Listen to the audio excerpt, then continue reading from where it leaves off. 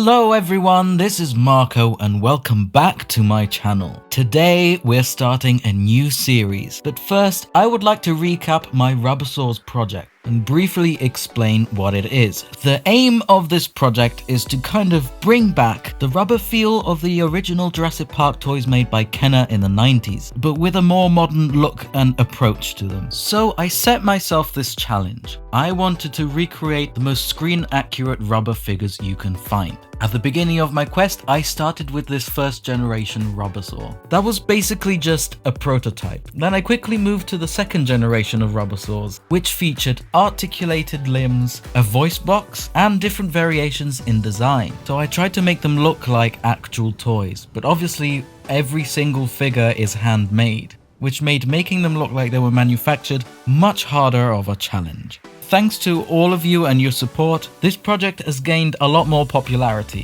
which gave me the opportunity to get in contact with other YouTubers. The Gaming Beaver, for example, commissioned a red T-Rex. That's awesome!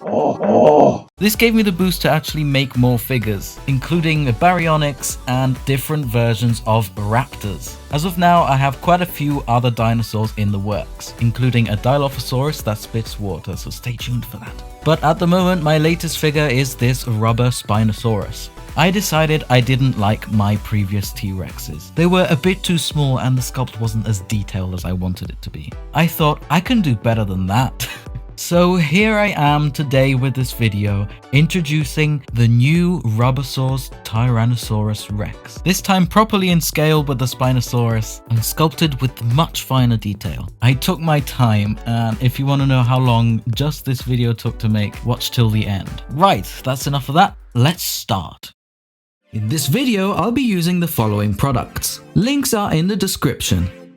Milliput has kindly provided these products for me to use in this video. It is a company based in the UK and produces this amazing epoxy putty that can be used for virtually anything. It's easy to use and easy to sculpt. It is waterproof and sets rock solid. It also comes in many different colors. If you want to learn more about this product, be sure to visit their website.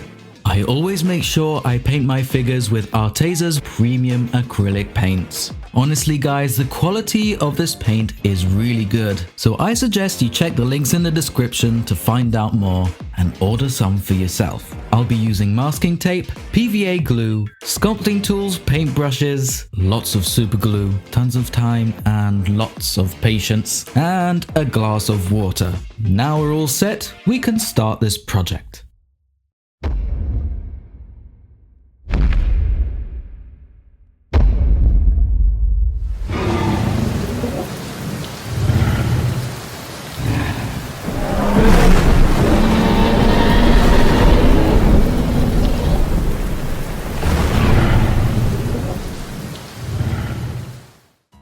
Today's focus is the head. I will be making the head itself, the mouth, the teeth, and the bottom jaw, and the tongue. If you've been following me for quite a while and watched my past videos, you probably know exactly what I'm doing right now. I am making the core of the sculpt. This is just a shape for me to use as a base for the actual detailed sculpt, which I'm going to do over the masking tape. Now I keep having questions like, Marco, why aren't you using aluminium foil instead, just like every other artist out there? Well, I reply, I prefer using masking tape because I have used that since I was little. I didn't have a thing called the internet where I could just Google how to sculpt things. So I came up with the idea of using masking tape. It's a great material because unlike aluminium, it actually sticks to itself. Rolling it into different sized pieces with the sticky side out, I can actually kind of use it a bit like clay, slowly adding more and more to make the shape that I need. Then I just cover it all up with PVA glue, which is what I'm doing right now, just to consolidate the shape. Next comes the actual sculpting itself. I use Milliput epoxy putty, which is great because you can actually smooth it out with water and paintbrushes.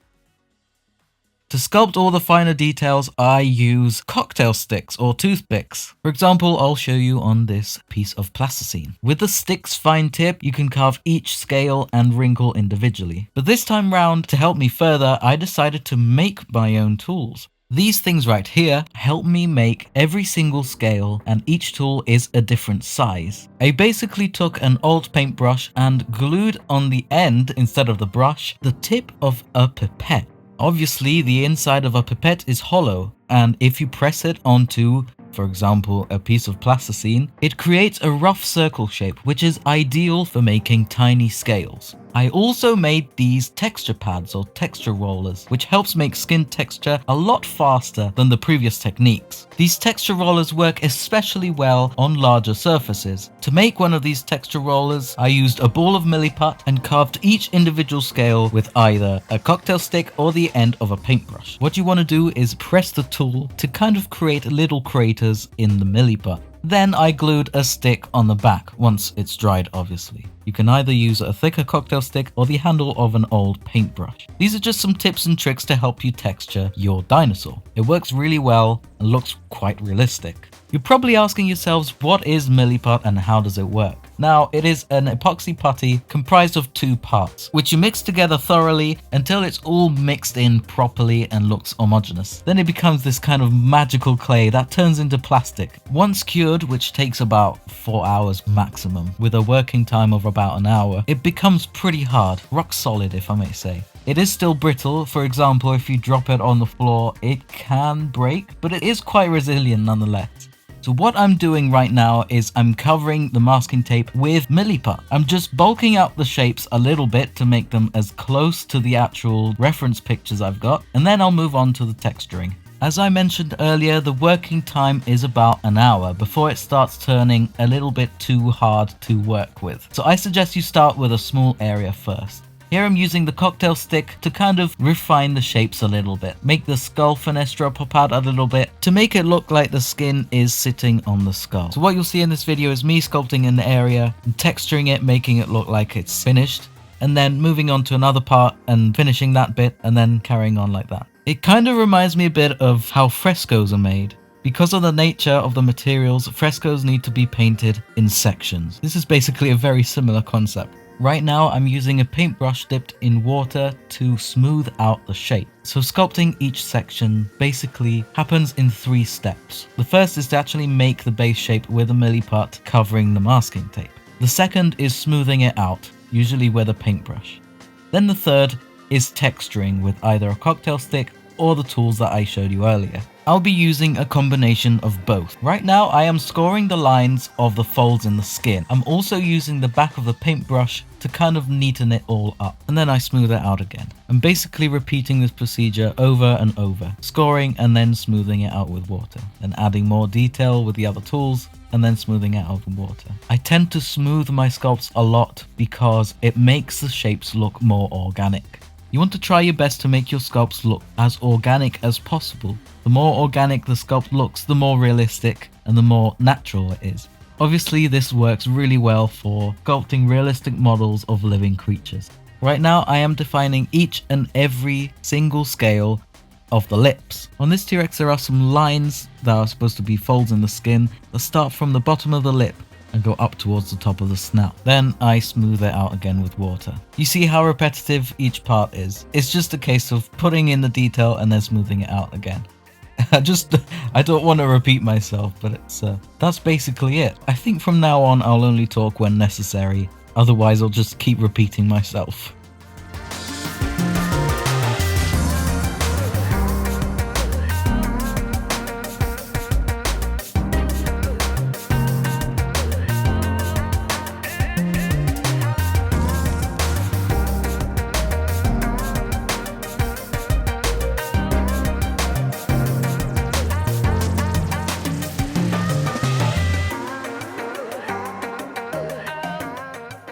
Okay, so at this stage I am using the tool I mentioned earlier with the pipette tip, and I'm basically pressing it into the milliput to create each and every single scale, and I'm going to do it all over this sculpt.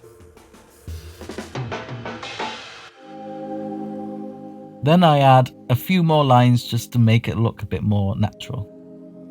And there we go, this is it hardened up. You can see I tried to follow as much as I could this T-Rex designed by Stan Winston Studios. Look at all that detail packed in there. I think I'm happy with how this detailing is coming out, so I'll be repeating this whole thing in the next section, which is around the eyes. Now for the eyes, I used glass eyes. I like using glass eyes because they are made of glass, which means that they're perfectly smooth.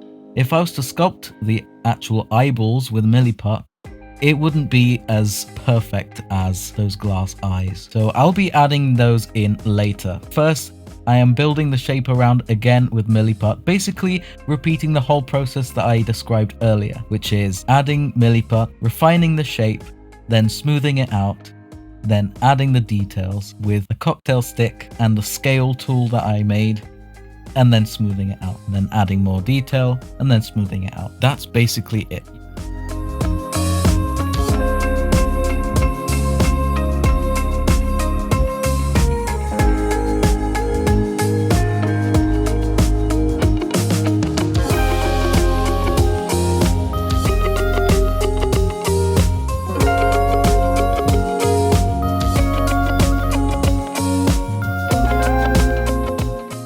Right, so right now I'm adding the glass eyes, and then here I'm adding the eyelids, which are partially covering the top and bottom section of the glass eye. Once it's all smoothed out, then I can texture it and smooth it out again, and then letting it sit until it's completely hardened up.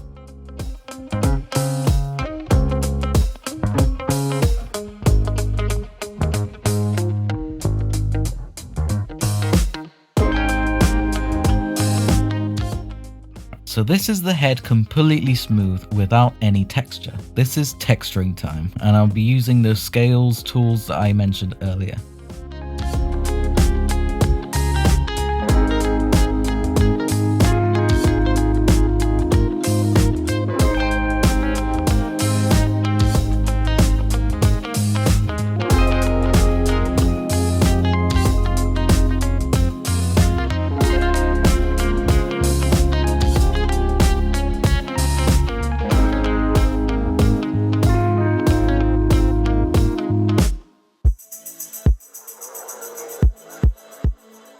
This is pretty much the whole right side of the head sculpted. The next step is to repeat that whole process onto the other side, sculpting the left side of the head, which is basically the right side mirrored.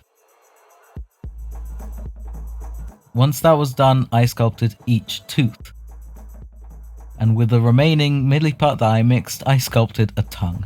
To help me make multiples of this same T-Rex, I need the head to be as modular as possible. So the teeth and the inside of the mouth are going to be separate from the rest of the head. So once all the teeth are pressed in place into a fresh batch of milliput lining the inside of the lips, we can start sculpting the inside of the mouth. All these parts are going to be removable and will each slot into each other, making it as modular as possible.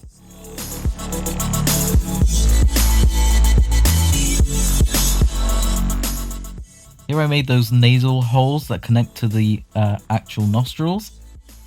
And then I sculpted all the gums and crevices inside the mouth with a cocktail stick and smoothed it out with water and a paintbrush.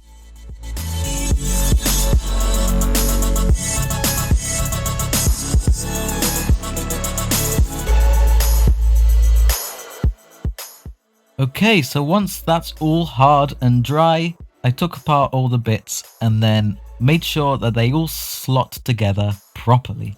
And there we go, this is the top part of the head. The next step is making the jaw.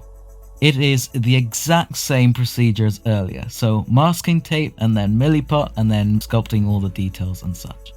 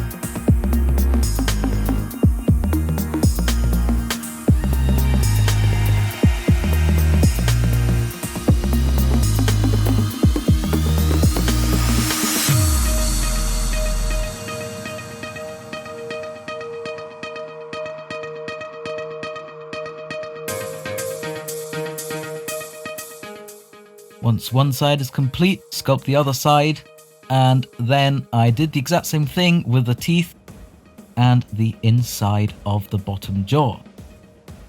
And that's the tongue that I sculpted earlier, and it all slots and fits in perfectly together.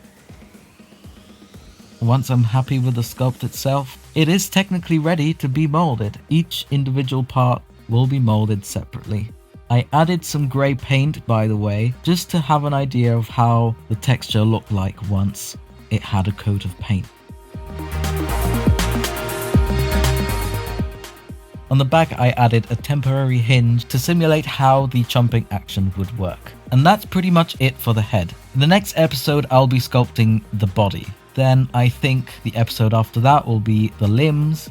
And then the episode after that is probably going to be refining the texture altogether. I will do a whole section about molding and casting and all of that stuff. Now, thank you very much for watching. I hope you're hyped, because I am. And I will see you in the next episode. Hey, sick merch is available on Redbubble. We have t-shirts, mugs, water bottles, and other cool stuff. But that's not all. On my Etsy store, you can find my rubber saws, as well as signed prints. So, what are you waiting for? Just go and click the links in the description. I would like to give a massive thank you to all of my Patreons. Seriously guys, your support really does mean the world to me, as it helps me do what I love for you. You help me buy materials, and most of all, you give me a helping hand with improving the quality of the content of my videos. Even if it's just a small donation, every little helps. If you like my videos, please press the like button. And you could consider subscribing. It's free. Oh, and don't forget to press the notification bell button, because you don't want to miss any of my new stuff, right? I'm gonna say bye now, because when you gotta go, you gotta go. I will see you in the next one.